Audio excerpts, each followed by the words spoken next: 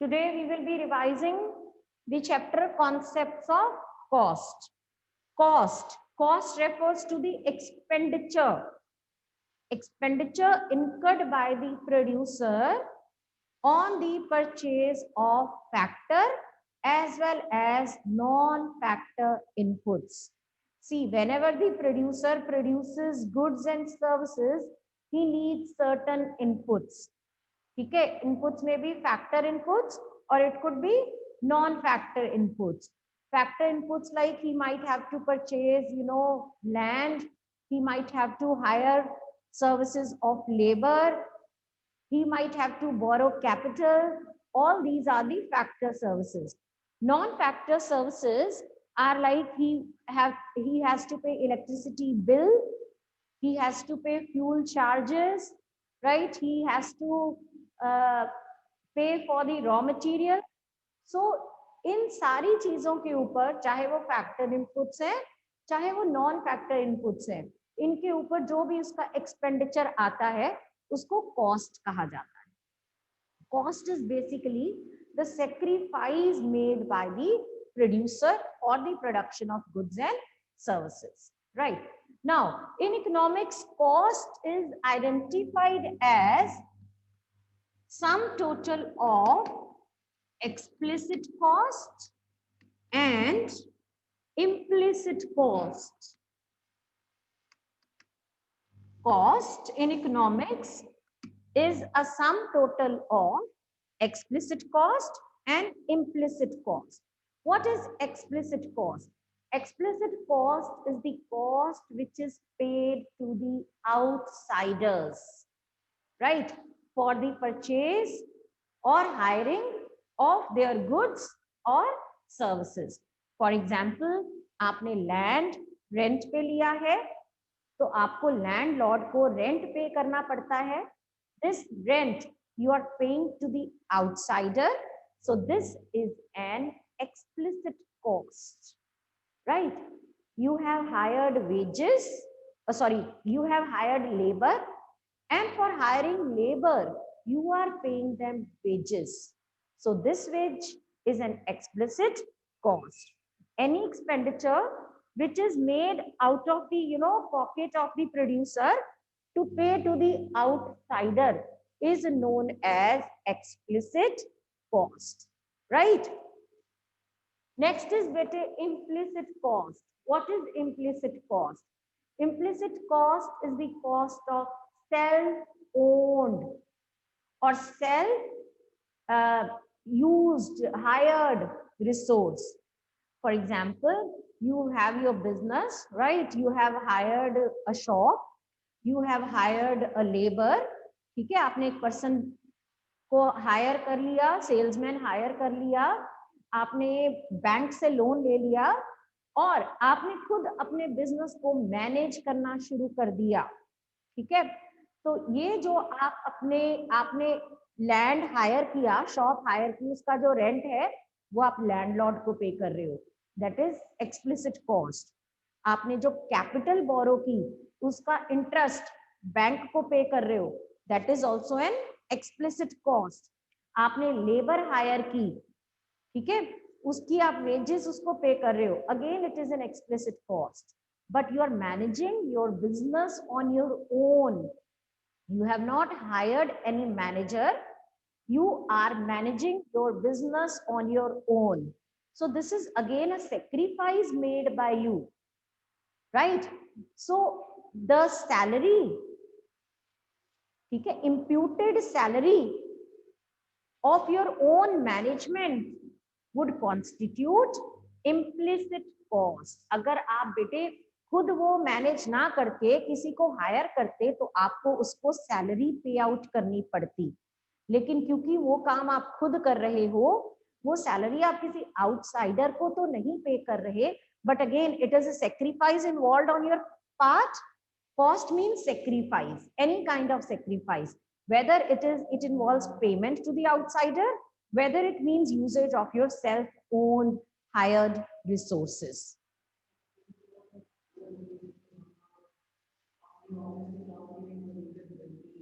Now the question arises, how do we estimate implicit cost?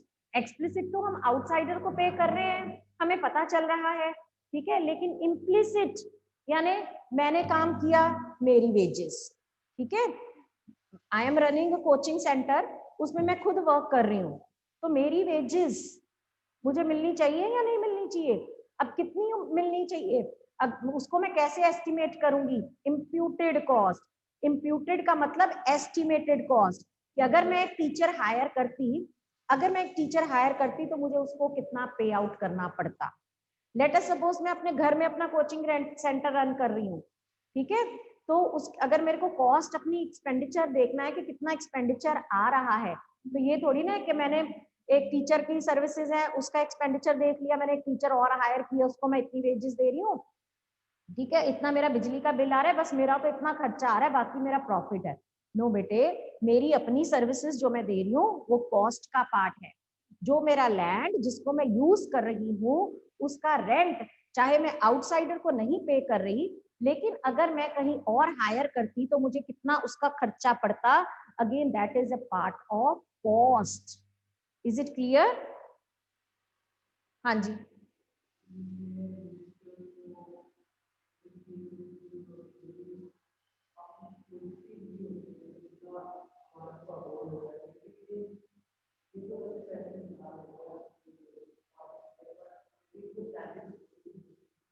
क्यों थोड़ी सी मिलती है? सैलरी मिलती है उनको। हाँ, फिर, हाँ, हाँ मिलती है।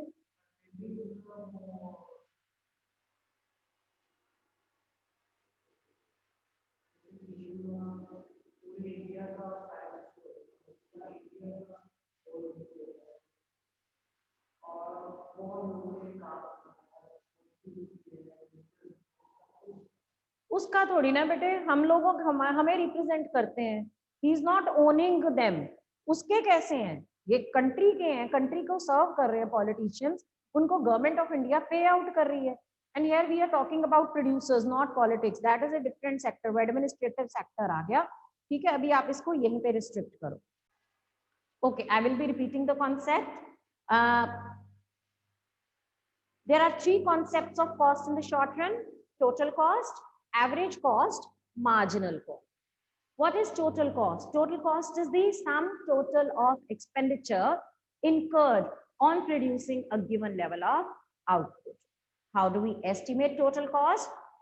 Total cost is estimated as sum total of fixed cost and variable cost. Now, the question remains, what is fixed cost and what is variable cost? But in the previous chapter, we did that factors of production can be categorized into two categories: fixed factors of production, variable factors of production. Fixed factors of production are those which remains fixed in the short period of time, which do not vary with the change in the level of output. So what is fixed cost now? Fixed cost is the cost incurred on the purchase or hiring of fixed factor of production. I am a producer. To produce, I need both kinds of inputs, fixed as well as variable. Short period की बात है ना, सिर्फ short period में distinction होती है fixed और variable की, लॉन्ग रन में ऑल फैक्टर्स आर वेरिएबल, ठीक है। तो अगर मैं एक प्रोड्यूसर हूं तो मुझे लैंड भी चाहिए, मुझे लेबर भी चाहिए। तो लैंड क्या है? फिक्स्ड फैक्टर ऑफ प्रोडक्शन है, क्योंकि शॉर्ट पीरियड में मैं लैंड की क्वांटिटी को बढ़ा नहीं सकती अगर मुझे प्रोडक्शन बढ़ानी है। तो बेटे लैंड के ऊपर जो खर्चा आता है, ठीक है, लैंड को हमने हायर किया, रेंट पे लिया, तो वो जो रेंट पे किया लैंड को हायर करने के लिए, वो क्या है? फिक्स्ड कॉस्ट है। Fixed cost is the cost incurred on the purchase or hiring of fixed factors of production. And secondly, bete, fixed costs do not change with the change in the level of output. It remains same. It remains same के बाद full stop नहीं है, ठीक है। It remain same का मतलब ये आ जाता है कि 2017 में जितनी थी 2018 में भी उतनी है, 2019 में भी इतनी है। आप ये सोचोगे मैम ने कह दिया कि रेंट फिक्स्ड कॉस्ट है तो इसका मतलब रेंट तो सालों साल सेम रहेगा। नो बेटे, it does not change with change in the level of output. Fixed cost का लेवल ऑफ आउटपुट के साथ कोई रिलेशन नहीं है। ठीक है, अगर आपने लैंड हायर रेंट पे लिया और आपका 10,000 रुपए रेंट फिक्स हुआ, आप उस पे चाहे 0 प्रोडक्शन करो, चाहे 100 यूनिट्स की प्रोडक्शन करो, चाहे 500 की प्रोडक्शन करो, rent will remain the same. It will not change with the change in the level of output. Is it clear? This is fixed factor of production. दो तरह से डिफाइन किया. एक, it is the cost incurred on the purchase or hiring of fixed factor of production. It does not change with change in the level of output. ठीक है, तो जो fixed cost curve होगा बेटे, that will be a straight line parallel to x-axis. Because it is revision going on, so मैं data नहीं लिखूंगी बेटे, curves बनाऊंगी. This is a fixed cost curve. Straight line parallel to x-axis. इसको horizontal curve भी कहते हैं. ठीक है, why it is parallel to x-axis? क्योंकि आउटपुट के चेंज होने से फिक्स्ड कॉस्ट में कोई चेंज नहीं आता. Secondly, why it starts from above the origin? Because even at 0 level of output, fixed cost remains the same. मैंने बता ही दिया. ठीक है, let us suppose हमने ये स्कूल, supposing हमने स्कूल का जो लैंड है वो रेंट पे लिया हुआ है, तो लॉकडाउन में जब कोई बच्चा नहीं आ रहा था तो क्या हम रेंट नहीं पे कर रहे थे? we would have been paying rent. ठीक है, अब 2 बच्चे आ रहे हैं तो भी रेंट उतना है, कल को आप सब आ जाओगे तो भी रेंट उतना ही रहेगा. Is it clear? Now coming to the next component of total cost, variable cost. बेटे variable cost is the cost incurred on the purchase or hiring of variable factors of production. ठीक है, जैसे कि labour एक variable factor है, तो variable factor को higher करने के लिए या परचेज करने के लिए जो एक्सपेंडिचर इनकर होता है उसको हम कहते हैं वेरिएबल कॉस्ट. बेटे नाम से भी पता चल रहा है, variable which varies, which changes as the level of output changes. Change किसके रिलेशन में होती है? With relation to change in the level of output. Is it clear? अब इलेक्ट्रिसिटी बिल, जब आप सब नहीं आ रहे थे तो हमारे स्कूल का इलेक्ट्रिसिटी बिल कम था. ठीक है, क्योंकि लाइट्स नहीं चल रहे, फैंस नहीं चल रहे, एसी नहीं चल रहे. लेकिन जैसे जैसे स्टूडेंट्स आने शुरू हो गए, है ना, आउटपुट प्रोड्यूस होनी शुरू हो गई, तो एक्सपेंडिचर बढ़ता गया, बिजली का खर्चा ज्यादा आता जाएगा. कल को सारे बच्चे आ जाएंगे, फुल फ्लेज स्कूल ऑन होगा तो और ज्यादा बढ़ेगा. ठीक है, सो इसका मतलब variable cost changes as the level of output changes. It increases with increase in level of output. It decreases with decrease in the level of output. At 0 level of output, variable cost is 0. जब कुछ भी produce नहीं करेंगे तो बिजली का खर्चा नहीं आएगा, लेबर हायर नहीं करेंगे, वेजेस 0 हो जाएंगे. अब क्वेश्चन ये है कि what is the shape of variable cost curve? 2 बातें मैंने बता ही दी कि जैसे जैसे आउटपुट बढ़ेगी वेरिएबल कॉस्ट बढ़ेगा, यानी अपवर्ड स्लोपिंग होगा. दूसरी बात मैंने क्या बताई कि 0 लेवल ऑफ आउटपुट पर वेरिएबल कॉस्ट 0 होगा, विच मीन्स वेरिएबल कॉस्ट का ओरिजिन से स्टार्ट होगा. ठीक है, लेकिन ये स्ट्रेट लाइन नहीं होगा, it will be of this shape. देखो साथ साथ बना लो बेटे, ओरिजिन से स्टार्ट होगा, upward sloping, at first concave then convex. This is variable cost curve.